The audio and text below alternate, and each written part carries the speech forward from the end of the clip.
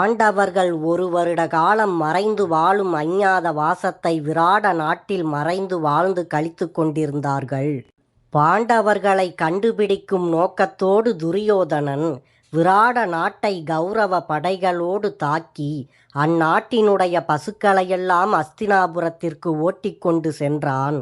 விராட நகரத்தின் பசுக்களை மீட்டெடுப்பது அர்ஜுனன் செய்ய வேண்டிய முதல் கடமையாக இருந்தது. அதற்கேற்ற முறையை அர்ஜுனன் கையாண்டான். தன்னுடைய காண்டீப வில்லில் இருந்து கணக்கற்ற அம்புகளை அவன் பறந்தோடச் செய்தான். அதனுடைய சத்தம் அனைவரின் காதை துளைத்தது. அந்த சத்தத்தின் விளைவாக விராட நகரின் பசுக்கள் எதிரிகளின் கைவசத்தில் இருந்து தப்பித்து கொண்டு தங்கள் பண்ணையை நோக்கி விரைந்து ஓட்டம் பிடித்தன. இதை கண்ட பசுக்களை பராமரித்து வந்த மாட்டுக்காரர்கள் மகிழ்வுடன் அந்த பசுக்களை பின்தொடர்ந்து ஓடினார்கள். இப்போது அர்ஜுனன் பசுக்களை மீட்டெடுப்பதில் வெற்றி அடைந்தான். போரில் பசுக்களை மீட்டெடுப்பது துவக்க பகுதியாக இருந்தது. அடுத்தபடியாக அர்ஜுனன் துரியோதனனை பின்தொடர்ந்தான். கௌரவ போர் வீரர்கள் அர்ஜுனனுடைய முயற்சிக்கு முட்டுக்கட்டை போட்டனர்.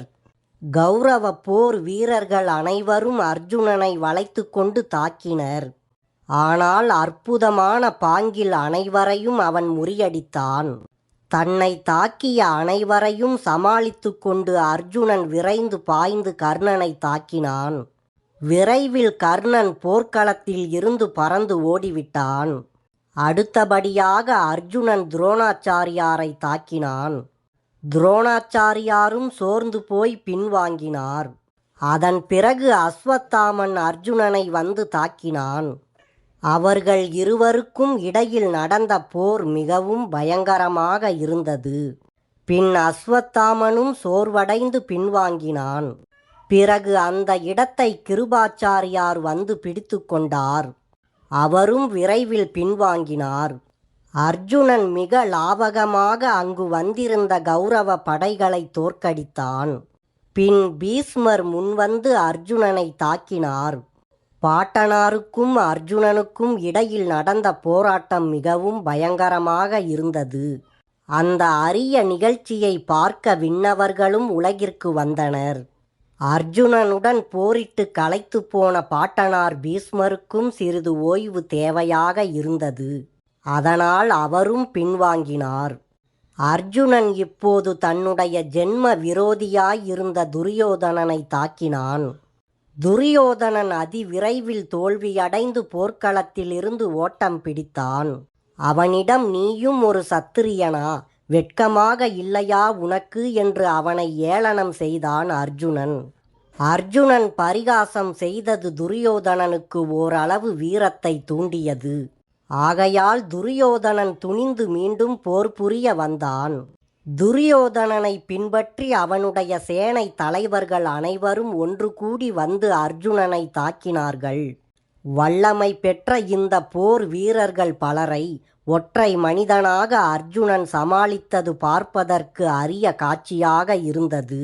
வீராதி வீரர்கள் அத்தனை பேருக்கும் மேம்பட்டவன் அர்ஜுனன் என்பதை அவன் நிரூபித்து காட்டினான்.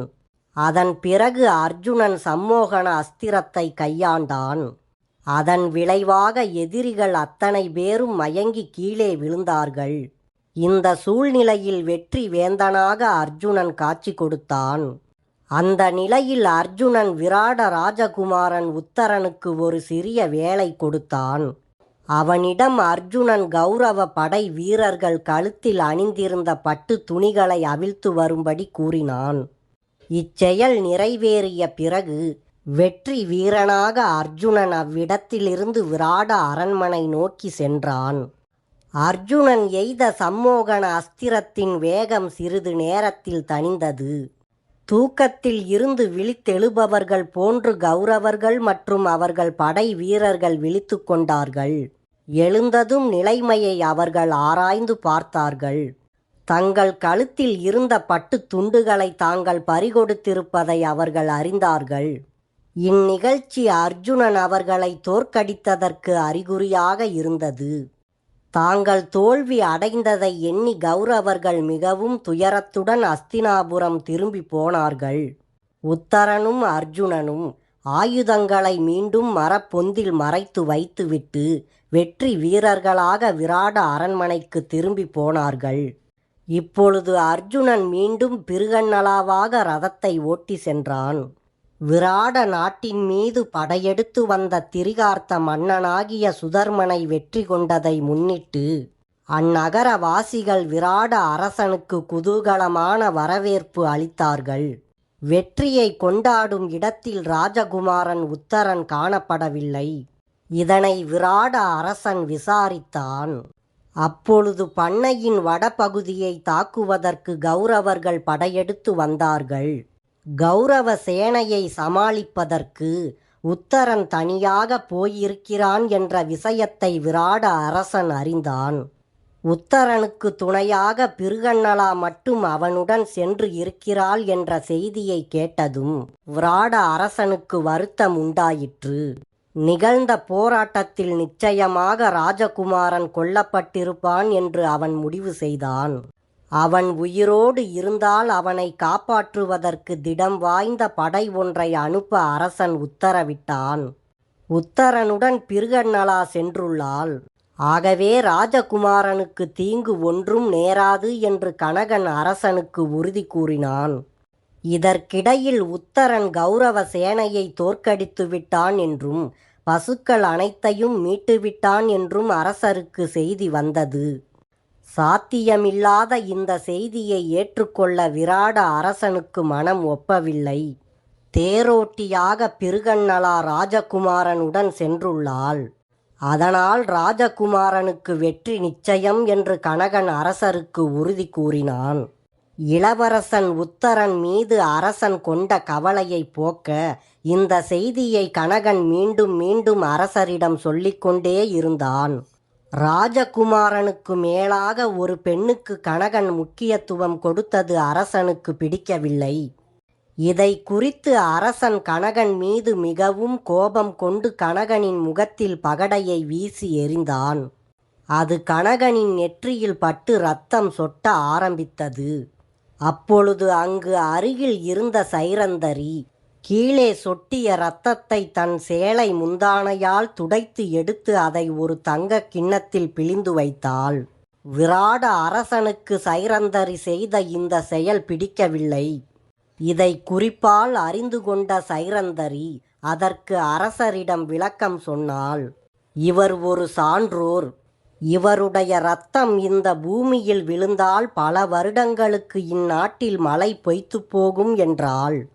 அப்போது உத்தரனும் பிருகன்னலாவும் அரண்மனைக்கு திரும்பிவிட்டார்கள் என்ற செய்தி அரசருக்கு தெரிவிக்கப்பட்டது. உடனே அவர்களை ராஜசபைக்கு அழைத்து வர வேண்டும் என்று அரசர் ஆணையிட்டார். தனது நெற்றியில் இரத்தம் வந்து கொண்டிருப்பதை பிருகன்னலா பார்த்தால் தேவையில்லாத சர்ச்சை ஏற்படும். அதனால் சிறிது நேரம் பொறுத்து பிருகன்னலா வரவேண்டும் என்ற செய்தியை கனகன் அவளுக்கு சொல்லி அனுப்பினான்.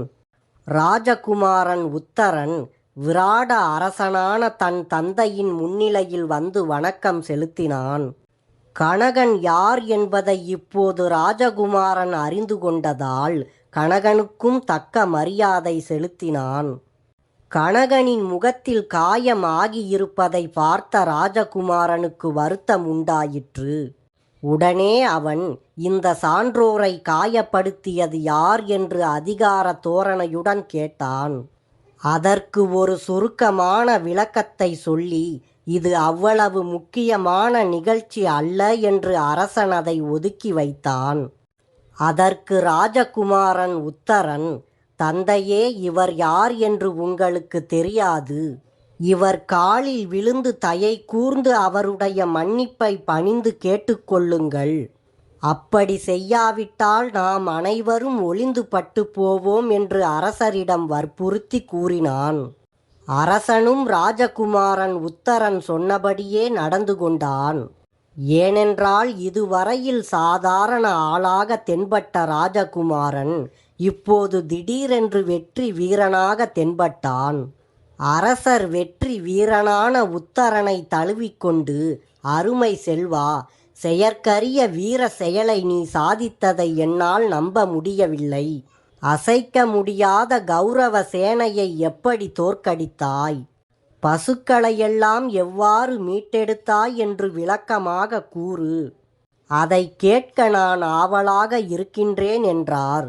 அதற்கு ராஜகுமாரன் உத்தரன், தந்தையே, இச்செயலை செய்தது நான் இல்லை. போர்க்களத்தில் நானோ தயங்கிக் கொண்டிருந்தேன். அப்போது பராக்கிரமமே வடிவான ராஜகுமாரன் ஒருவன் இந்த வீரச் செயலை சாதித்தான். விரைவில் அவன் இங்கு வந்து அனைத்து விஷயங்களையும் விளக்குவான் என்றான். ராஜகுமாரன் கௌரவர்களை எதிர்க்க புறப்பட்ட பொழுது ராஜகுமாரன் உத்தரனுடைய தங்கை உத்தரை தனது இசை குருவான பிருகன்னலாவிடம் வேண்டுகோள் ஒன்றை வைத்தாள். போர்க்களத்தில் தனது சகோதரன் வெற்றி அடைந்த பின் எதிரிகளின் பட்டு துணிகள் சிலவற்றை பறிமுதல் செய்து தனக்கு கொண்டு வர வேண்டும் என்று அவள் வேண்டினாள். அவளுடைய சகோதரன் உத்தரனும் பிருகன்னலாவின் செயலால் வெற்றி பெற்றான். பிருகன்னலா கௌரவர்கள் மயக்கத்தில் இருக்கும்போது பறிமுதல் செய்த பட்டு துணிகளை வெற்றியின் சின்னமாக அவளுக்கு கொடுத்தாள். தன்னுடைய இசை ஆசிரியரிடமிருந்து அவைகளை பெற்று உத்தரை பெருமகிழ்ச்சி அடைந்தாள்.